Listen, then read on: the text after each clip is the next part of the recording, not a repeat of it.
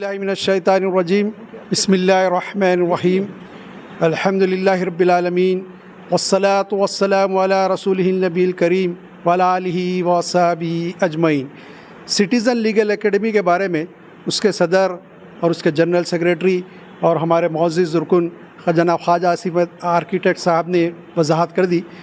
میرا بتانے کا مقصد یہ ہے کہ کم وقت میں اللہ کے فضل و کرم سے ہم نے جو کوچنگ دی اس میں اللہ تعالیٰ کا بڑا فضل و کرم ہوا، اور ان طلباء و طالبات کی کافی محنت رہی، اور پورے اسٹیٹ میں جو ہے ہمارے جو طالب علم ہیں جو ہے انہوں نے 138 رینک حاصل کیا۔ سید توفیق اور ماہیہ محمدی یہ لڑکی جو ہے 500 میں رینک حاصل کی ہے، تو یہ ٹاپرس ہے ہمارے کوچنگ کے۔ پورے اسٹیٹ میں 138 رینک حاصل کرنا اور 500 یہ بہترین معاملات ہیں۔ اور یہ بات بھی ہے کہ جو ہے کوچنگ سینٹرز تو بہت سارے ہیں لیکن وہاں کمرشل انداز میں چلائے جاتے ہیں، اور ہماری جو اکیڈمی ہے لیگل اکیڈمی اس نے فیصلہ کیا کہ فری کوچنگ رکھی جائے گی، اور ان طلباء و طالبات سے بغیر کوئی فیس لیے ہم نے کوچنگ رکھی۔ اور میں جو ہے ہمارے سارے ساتھی لیکچرز بالخصوص ہمارے سید رزاق احمد صاحب ایڈوکیٹ کا مشکور ہوں کہ انہوں نے کافی وقت دیا ہمارے ساتھ، اور طلباء و طالبات کا بھی میں جو ہے مبارکباد دیتا ہوں جو ہے کامیاب ہوئے۔ اور یہ 24 کے 24 طلباء طالبات کے بارے میں یونیورسٹی کے اتھارٹی سے میں نے بات کی تھی، تو انہوں نے کہا کہ یو ڈونٹ وری قادری صاحب، یہ لوگوں کو سٹی کے کالجز میں ایڈمیشن مل جائے گا۔ یہ بڑی خوش آئند بات ہے، خوشخبری کی بات ہے بس۔ اور لیگل اکیڈمی کا تو تعارف ہو چکا ہے، اگر آپ تمام کا تعاون اور دعائیں ساتھ رہے گی تو انشاءاللہ آئندہ سال لیگل اکیڈمی حیدرآباد کو 4 زون میں منقسم کر کے 4 زون میں ہم فری اسی طرح کوچنگ کنڈکٹ کریں گے لا سیٹ کے لیے، اور اویئرنیس کیمپ چلائیں گے تاکہ لا سے لوگ واقف ہوں، قانون سے واقف ہوں۔ اور جیسے بتایا گیا کہ ایسے غریب اور وہ بلا کسی کاسٹ کے ریلیجین کے جو بھی غریب ہوگا جو پھنسا ہوا ہے اندر جیلوں میں 5000 10,000 جو ہے اماؤنٹ پہ جو ریلیز ہونا چاہتے ہیں ان کو بیل کے لیے وہ پیسے ڈپازٹ کرنے کے لیے نہیں ہے۔ اب ایک کیس جو ہے ہمارے جوائنٹ سیکریٹری صاحب نے پرسوں حل کیا ہے، 20,000 روپیز ڈپازٹ تھی، تو انہوں نے جا کے اپلیکیشن دیا، دے کے نمائندگی کرے اس آدمی کی طرف سے، کلائنٹ کی طرف سے، تو جج نے کہا کہ غریب ہے تو ٹھیک ہے 10,000 دے دو۔ پھر ہماری لیگل اکیڈمی نے 5,000 کے 2 بانڈ بنا کر ڈپازٹ کیے اور اس کو بل پہ باہر رہا کرایا، اور ہماری کوشش یہ ہے کہ ایسے اور مزید ہم کام کریں، لیکن اس کے لیے دعا کریے کہ اللہ تعالیٰ ہم کو ہمت اور حوصلہ دے، اور آپ تمام کا تعاون رہے گا۔ اور یہاں جو طلباء طالبات ہیں میری ان سے گزارش ہے کہ جو بھی ایکٹیویٹیز ہیں اس میں آئندہ بھی حصہ لیتے رہیے آپ، تاکہ یہ ہمارے لیے اور قوم کے لیے فائدہ مند ہو۔ شکریہ، السلام علیکم۔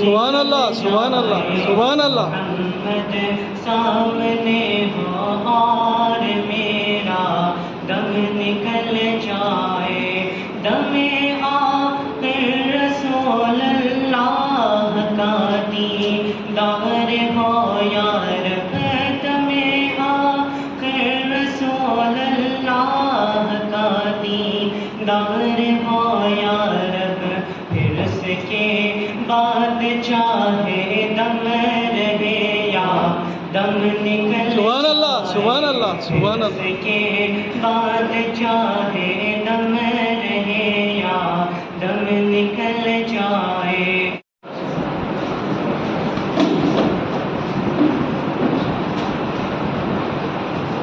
رزاق صاحب نے اسٹوڈنٹ دیکھے اور کتابیں لے کر آ گئے، مگر ہم امید کرتے ہیں کہ لیکچر نہیں۔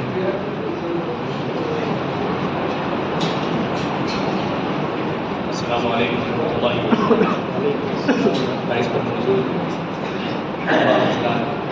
جناب قاسم مسعود یا صاحب، جناب ماجد صاحب، جناب شبیر صاحب،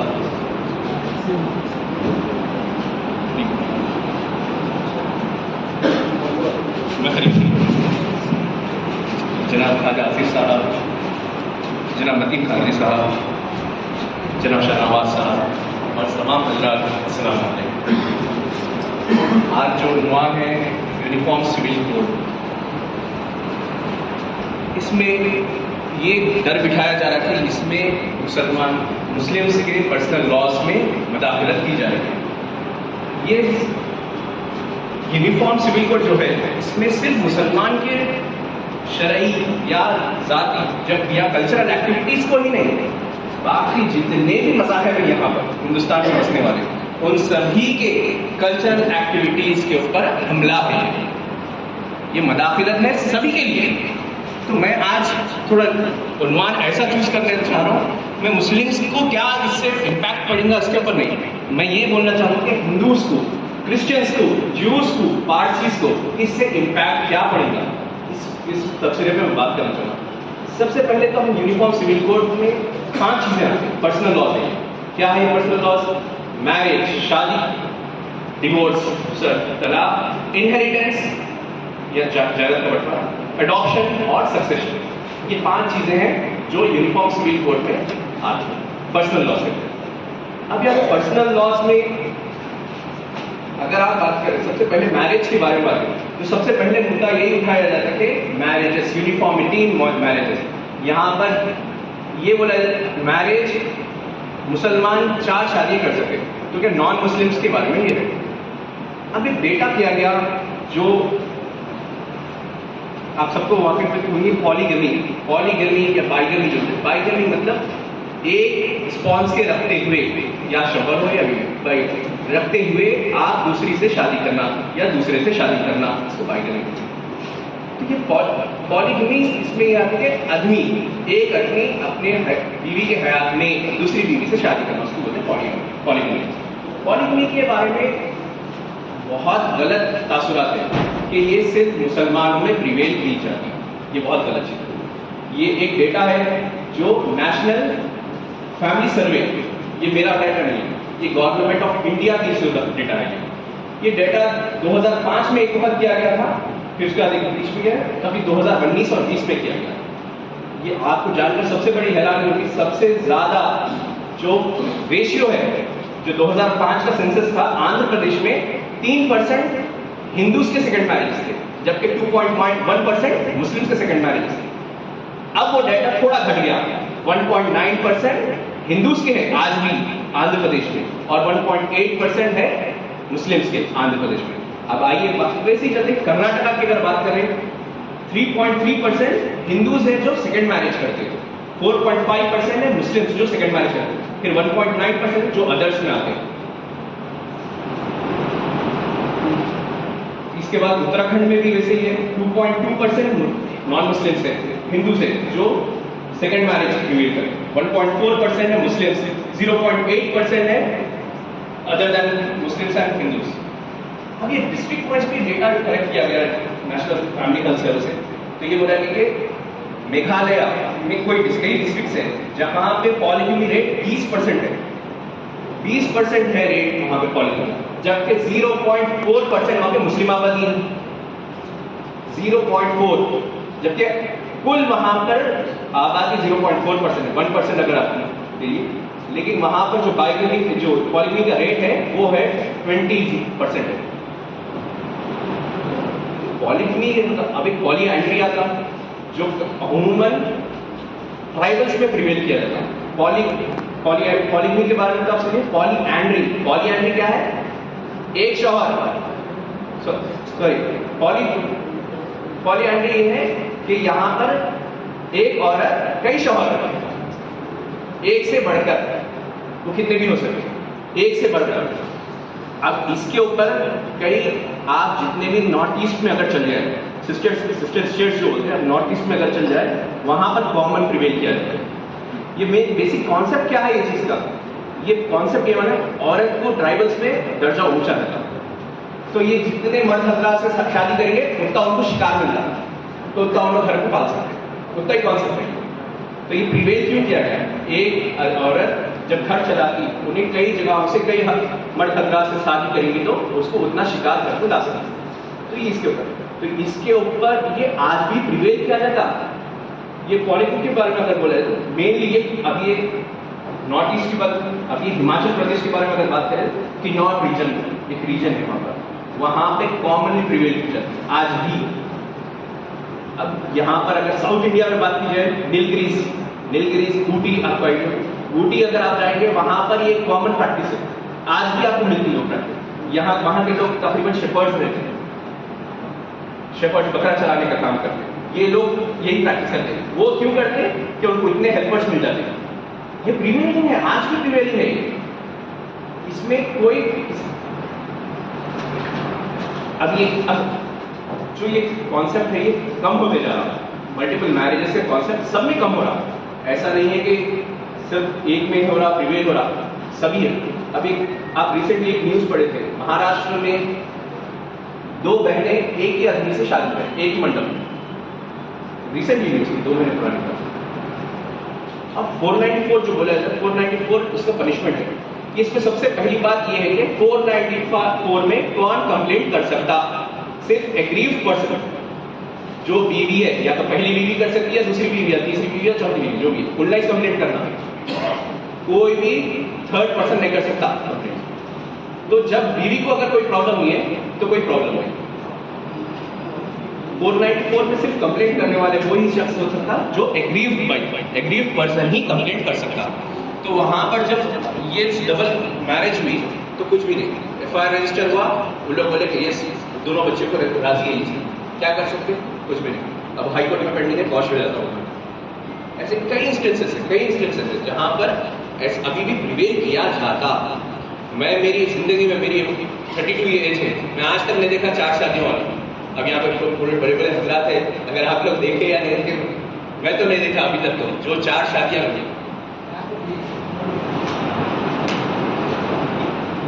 اب یہاں پر اپنے پاس آرٹیکل 29، یہ اپنے کلچرل رائٹس، جتنے بھی کلچرل رائٹس ہیں، صرف مسلمان لوگ ہیں، سبھی کے کلچرل رائٹس کو پروٹیکٹ کرتا ہے آرٹیکل 29. آرٹیکل 29 میں اتنی خوبصورتی ہے.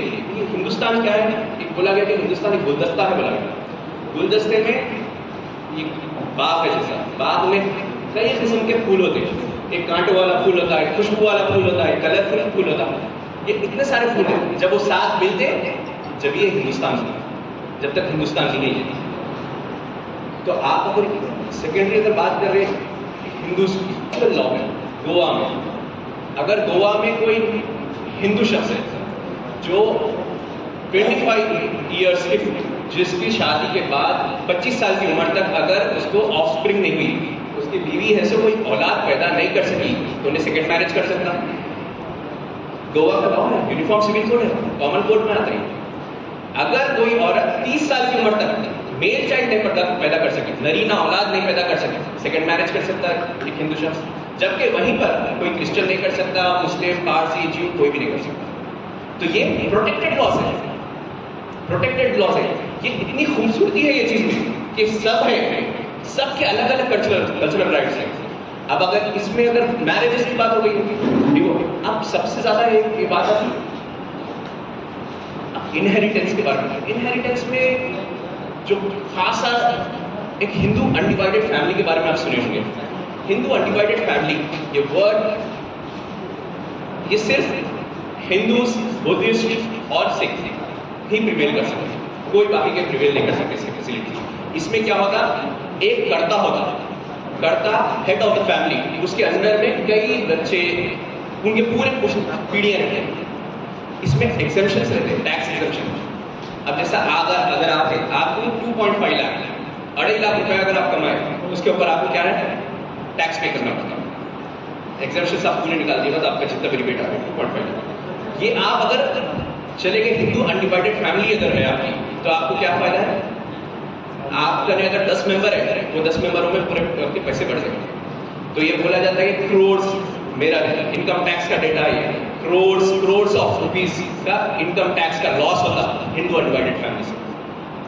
मदाखलत है इस चीज में। कैसा है मदाखलत है? अब एडॉप्शन एक्ट के बारे में पहले थोड़ा बता। एडॉप्शन एक्ट क्या होता है? किसी बच्चे को या बच्ची को एडॉप्ट करना, गोद लेना। ये क्रिश्चियंस में भी कोई लॉ नहीं है, क्रिश्चियंस भी अप्रूव नहीं करते लॉ, पारसीज भी नहीं करते, ज्यूज भी नहीं करते। सिर्फ एक हिंदू लॉ है जिसमें हिंदू एडॉप्शन एक्ट है। मुस्लिम्स, क्रिश्चियंस, पारसीज, ज्यूज, इन लोगों में कॉन्सेप्ट है ही नहीं, कस्टमरी लॉ नहीं है कि अडॉप्ट कर सकते। हाँ, कोई भी कर सकता, कोई भी अगर करना चाह रहा तो जुवेनाइल जस्टिस एक्ट 2000 के तहत अडॉप्ट कर सकता। कस्टमरी लॉ अलग चीज है।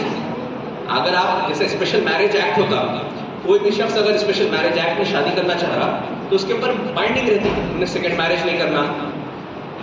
तो स्पेशल मैरिज एक्ट जैसा है, ये भी एक एक्ट है, जुवेनाइल जस्टिस एक्ट 2000 में एक्ट आया था, जिसमें बोला गया कि कोई भी किसी को अडॉप्ट कर सकता है, उसमें शरायत है, इर्रेस्पेक्टिव ऑफ एनी रिलीजन, कोई भी मजहब के हुआ अडॉप्ट कर सकते हैं आप। लेकिन अगर बोला गया, बात करें यहाँ पर कस्टमरी लॉस में, तो क्रिश्चियंस में प्रिवेल नहीं किया जाता अडॉप्शन, पारसीज में नहीं किया जाता, ज्यूज में नहीं किया जाता। इतने ये पूरे मज़हब में अडॉप्शन का कॉन्सेप्ट है ही नहीं, सिर्फ मुसलमानों के नहीं, इतने अब सारे मजहब में नहीं है, अडॉप्शन का कॉन्सेप्ट ही नहीं है। अब यहाँ पर शादी की बात अगर आए तो शादी, मुसलमान बोलता है कि शादी कॉन्ट्रैक्ट पे होता है, एक सिविल कॉन्ट्रैक्ट है, एक मुआहदा है। हिंदूज बोलते हैं कि ये सेक्रेमेंट मैरिज है, सेक्रेमेंट मैरिज होती है। अगर पारसी की बात करें, ये भी कॉन्ट्रैक्चुअल मैरिज होती है, ज्यूज ये भी कॉन्ट्रैक्चुअल मैरिज होती है, क्रिश्चियंस सेक्रेमेंटल मैरिज होती है, सिख की सेक्रेमेंटल मैरिज होती है। मुसलमान, पारसी, ज्यूज ये तीनों होते हैं कॉन्ट्रैक्चुअल मैरिज। सेक्रेमेंटल मैरिज किसकी होती है? हिंदू, क्रिश्चियन और सिख की, ये होती है सेक्रेमेंटल मैरिज।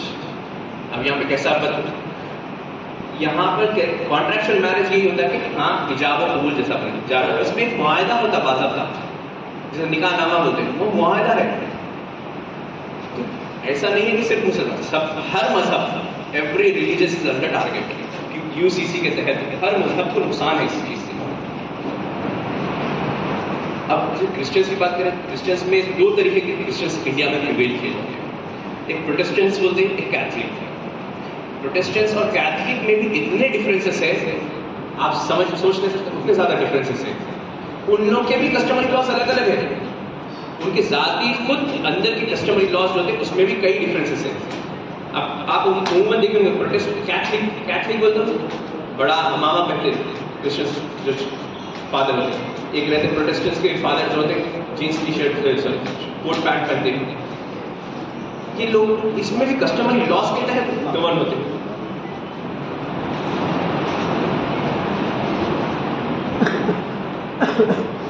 एक सुप्रीम कोर्ट में एक केस हुआ था, लक्ष्मी सनियत वर्सेस संचित कुमार भार, 1972 का केस है, सुप्रीम कोर्ट ऑफ इंडिया।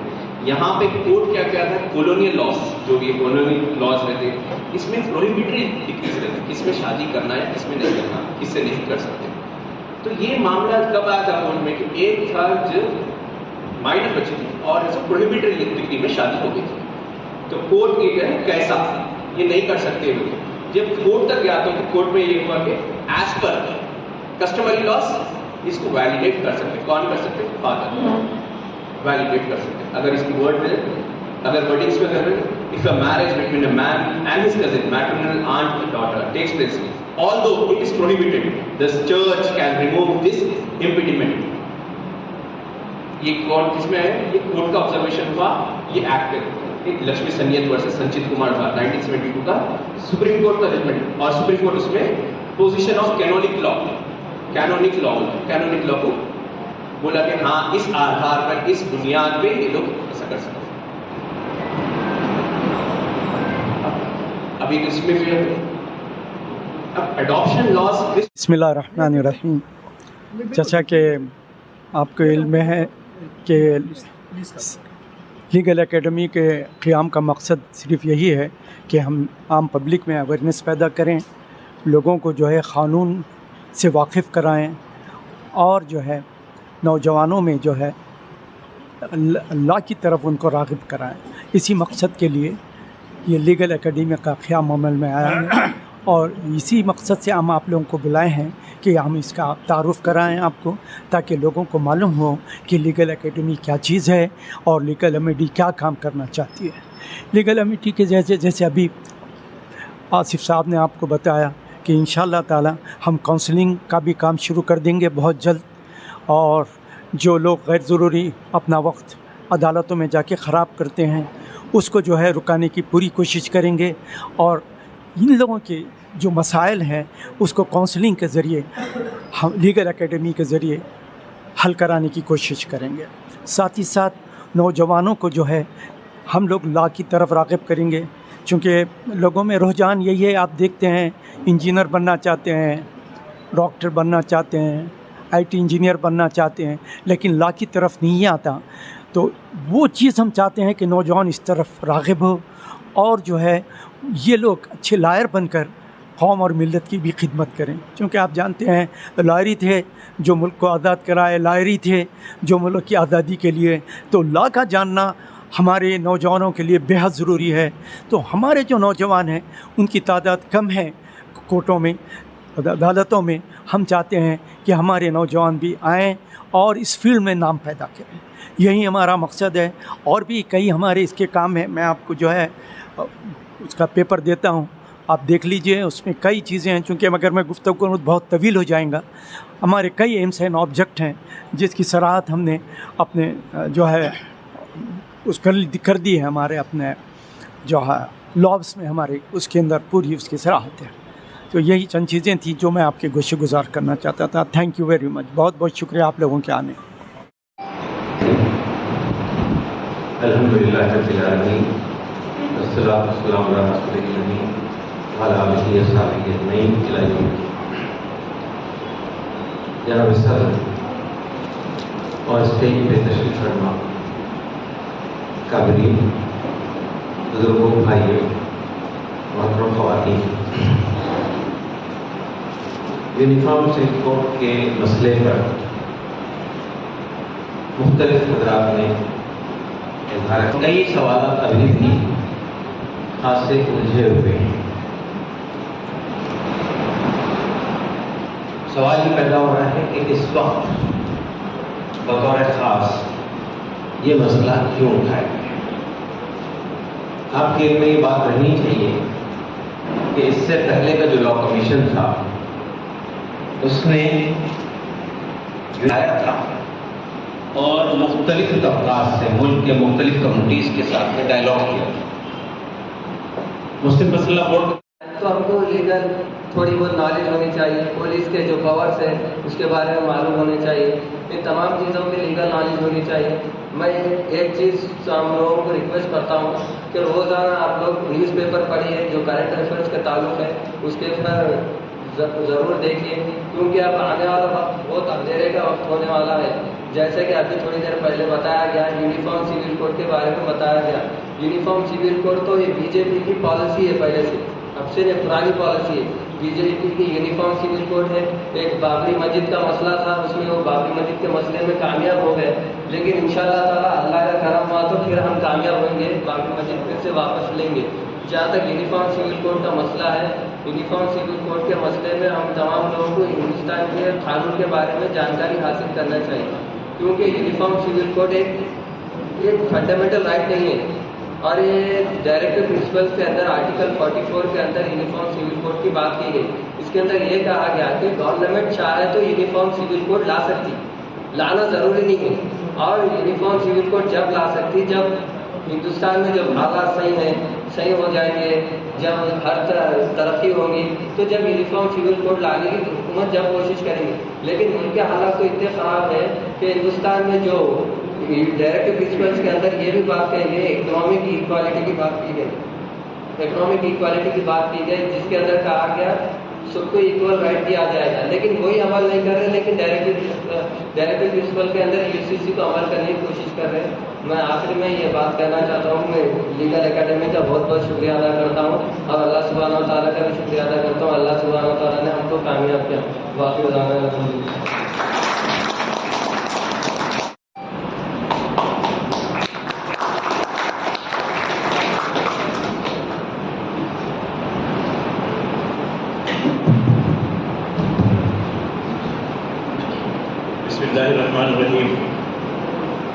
ونسلم على رسول الكريم شيخ نسيم فضيلة الشيخ عمان محترم حاصل مسؤولية صاحب بن صاحب صدر سٹیزن لیگل اکیڈمی ڈاکٹر لطیف حاجی صاحب اور دیگر اکابرین خواتین و حضرات، السلام علیکم۔ یونیفارم سیویل کوڈ کے موضوع پر آنے سے پہلے میں سٹیزن لیگل اکیڈمی کو مبارکباد دیتا ہوں کہ انہوں نے جو خاص کر